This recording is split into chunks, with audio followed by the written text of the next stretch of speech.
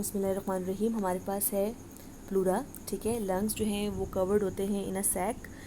इसकी दो लेयर्स होती हैं, एक होती है विज़रल और एक होती है पैराइटल लेयर। विज़रल लेयर वो मेसोडर्म जिसने लंग्स को कवर किया होता है वो बना देती है विज़रल प्लूरा, और बॉडी वॉल से सोमैटिक मेसोडर्म जो है वो बना देगी पैराइटल प्लूरा, ठीक है।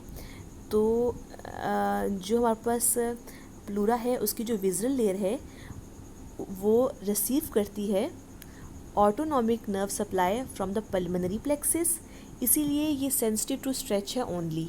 जबकि पैराइटल प्लूरा जो है वो इंटरकोस्टल नर्व्स और फ्रेनिक नर्व्स उसकी सप्लाई होती है। और अगर वो हिस्सा पैराइटल प्लूरा का जो कोस्टल साइड पे है उसे इंटरकोस्टल नर्व सप्लाई करेंगी, जो मीडियास्टिनल साइड पे उसे फ्रेनिक नर्व, जो डायफ्राम साइड पर है सेंटर में फ्रेनिक नर्व और साइडों पर लोअर इंटरकोस्टल नर्व्स। तो मेन क्या हो गया, फ्रेनिक नर्व और इंटरकोस्टल नर्व्स। अब ये जो दोनों होती है ना, पैराइटल प्लूरा और विज़रल प्लूरा, ये आपस में मिलती हैं एट हाइलम ताकि एक कफ बनाएं, ठीक है। और उसमें फिर एंट्री होगी तमाम ब्लड वेसल्स की और ब्रोंकाई की। और क्या होता है कि इस कफ पे एक्सटेंशन होती है, तो उस एक्सटेंशन को बोलते हैं पल्मोनरी लिगामेंट। पल्मोनरी लिगामेंट जो है अलाउ करता है movement of the lungs during the respiration. अब हम इसकी डायग्राम देखते हैं। तो विज़रल प्लूरा और पैराइटल प्लूरा जो है ये यहाँ पर मिल रहे हैं हाइलम पे, ताकि बना दें एक कफ बनाते हैं ताकि एंट्री ऑफ स्ट्रक्चर्स हो, और इनकी एक्सटेंशन कफ की downward is called the pulmonary ligament, ठीक है। और ये इम्पोर्टेंट चीज़ है इसमें। और इम्पोर्टेंट क्या है इसमें कि हमने ये देखना है कि हाइलम में कौन कौन से स्ट्रक्चर्स पास कर रहे हैं। सबसे पहले जो है यहाँ पर हमने कहा था कि सबसे पहले बॉडी में वेन जो है वो आगे होती है।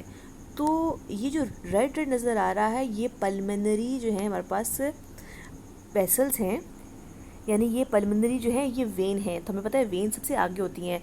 तो पल्मोनरी वेन जो है वो लंग्स के केस में क्या करती हैं, ऑक्सीजनेटेड ब्लड जो है वो लेकर जाती हैं।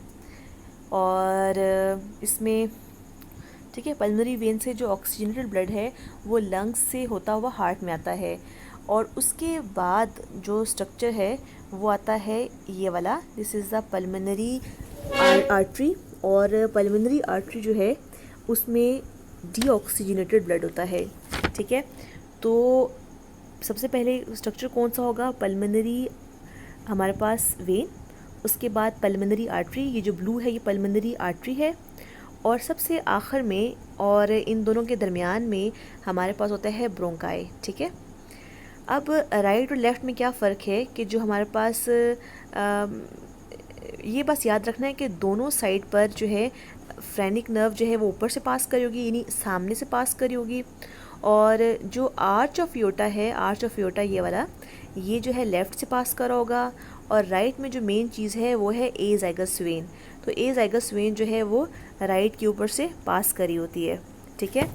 तो सबसे पहले जो स्ट्रक्चर है वो हमारे पास पल्मोनरी वेन है, ठीक है। उसके बाद जो है हमारे पास पल्मोनरी आर्टरी है, और मिडल में, ठीक है, और सबसे पीछे जो है वो ब्रोंकस है। इन दोनों के मिडल में और सबसे पीछे जो है वो ब्रोंकाई जो है वो इंटर होते हैं। और राइट के हाइलम के ऊपर जो मेन चीज़ याद रखनी है वो ए ज़ाइगस वेन है, और इसके अलावा ये हमारे पास सुपीरियर वेना केवा और यहाँ से इन्फीरियर वेना केवा आएगा। और इसके अलावा जो नर्व्स इम्पॉर्टेंट हैं वो फ्रेनिक नर्व है। और इसके अलावा जो है इस साइड पर हम देखें तो फ्रेनिक नर्व के अलावा वेगस नर्व, या इसके जो इंटीरियर साइड पर हमें याद रखना है कि लेफ़्ट वेगस नर्व भी पास करेगी। तो ये इस तरह करके है, राइट साइड पे ए ज़ाइगस वेन इसको क्रॉस करेगी, ठीक है, रूट को, और राइट फ्रेनिक नर्व सामने से पास करेगी। इस तरह इसकी राइट फ्रेनिक सामने से पास करेगी और arch of aorta left side को क्रॉस करेगा। और राइट फ्रेनिक नर्व और लेफ़्ट वेगस नर्व दोनों जो हैं वो इसके सर के ऊपर हैं, मतलब सुपीरियर रिलेशनशिप बना रही हैं। This was about the pleura.